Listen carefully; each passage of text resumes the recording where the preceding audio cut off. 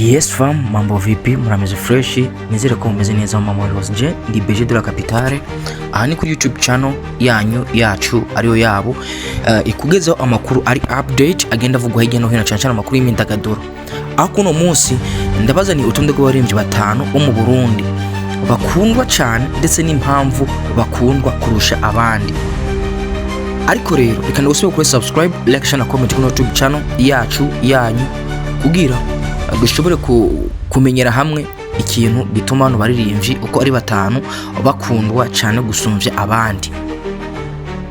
Ariko reka duhere ku muririmbyi agira gatanu tuduga gushika ku muririmbyi wa mbere akundwa gusumvya abandi. Aku mwanya ugira gatoza kwasanga Kidumu, The Voice of Africa. Impamvu bamukunda ni muririmbyi w'umunyabwenge yamenyekanye muri East Africa.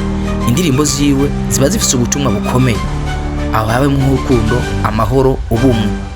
Ijwi giwe ihuza umutima, irambika, afise regency itagereranya. Kidumu ni nk'inararibonye aho ari mu baririmbyi bafise ubuhinga butangaza abantu benshi kandi bashobora gutangaza. Ndibaza ku mwanya gatanu ni uyu muririmbyi ahari. Ku mwanya ugira kane twasanga umuririmbyi Double J, The Hustler of the Game. Impamvu abaririmbyi bamukunda, avuga ibintu by'ukuri, stress life, ubuzima bwo muhira ndetse n'ibindi bigiye bitandukanye. Afise flow ya trap kandi utiranya ko na jury yihariye ku buryo bwiwe aririmbamo. Indirimbo ziwe zituma abantu bumva nkaho bariko barashikirwa. Yubaka ubushobozi bw'abarundi bato ndetse n'abakuru hifashishijwe abaririmbyi benshi. Double J nijye ujye bafise ubuzima bugoye ariko baguma bagerageza. Uyu akabaza ku mwanya ugira kane. Umwanya ugira gatatu wasanga umuririmbyi Roriro, mzizi wa Jiwe, The King of Romantic Hits. Impamvu abaririmbyi bamukunda nayo kabari yashoboye kuba region mu ndirimbo z'urukundo. Abantu benshi barakuranye n'indirimbo ziwe. Indirimbo nka Ndagukunda, Mbe urukundo, Nzobivuga zarabica bigacika aho hambere hahise. Bikaba ivyo yatumye aba umuririmbyi akundwa n'abantu benshi hano mu gice cyacu Burundi ndetse no hanze. Ni umuririmbyi afise vibe y'ukuri, yitonda kandi atamafuti. Ndetse kandi Roriro ni nk'umwanditsi w'imitima. Benshi baribuka indirimbo ziwe mu bihe byabo by'urukundo bigatuma bamukunda birenze uko wabakunda abandi baririmbyi dusanzwe tuzi hano mu gihugu cyacu cy'u Burundi.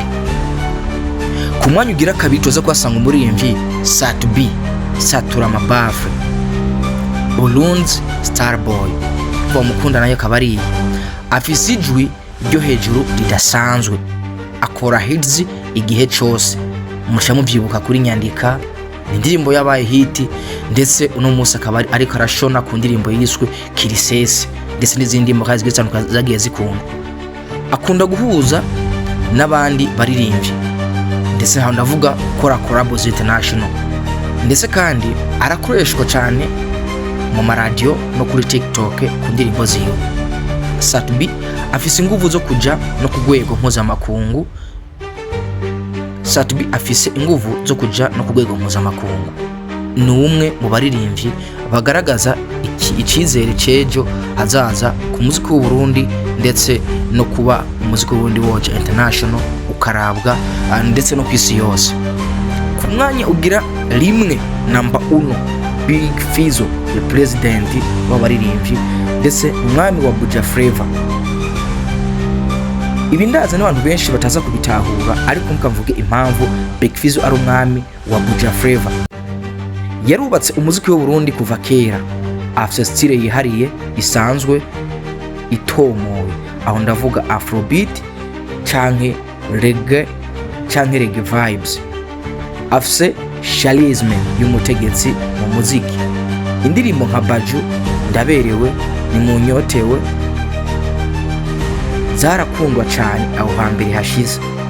Ndetse impamvu novuga yuko Big Fizzo ari umwami wa Buja Flavor Big Fizzo ni nk'umushinga ntahe w'umuziki, igihe cyose ashizeho indirimbo abantu baramuhanga amaso, ndetse abantu bamye baza agaciro ka Big Fizzo aho hembere hahise, ndetse n'ubu kaba icyo gituma abantu bakomeza kumukunda. Reka ndakubwire nyimba ino top 5 nkoze, nyimba yakunezereye, reka ndagusabe ubwice uvuze muri commentaire, ndetse kandi ndagakoje ni Beje de la Capitale, ariko kandi nyimba harimo umuririmbyi ubona ko tutasizemwo hano muri top 5 yacu, mandika muri commentaire uvuga n'impamvu cyo kumushiramwo canke ndetse tuzatumushira mu kiganiro gira kabiri, canke naho uvuga ati part 2 ya kino kiganiro. Jenda bakunda cyane Beje de la Capitale, kwa subscribe, like, share na comment kuri YouTube channel ya Hamza na Tasnimu. Jenda bakunda cyane, Jabresi.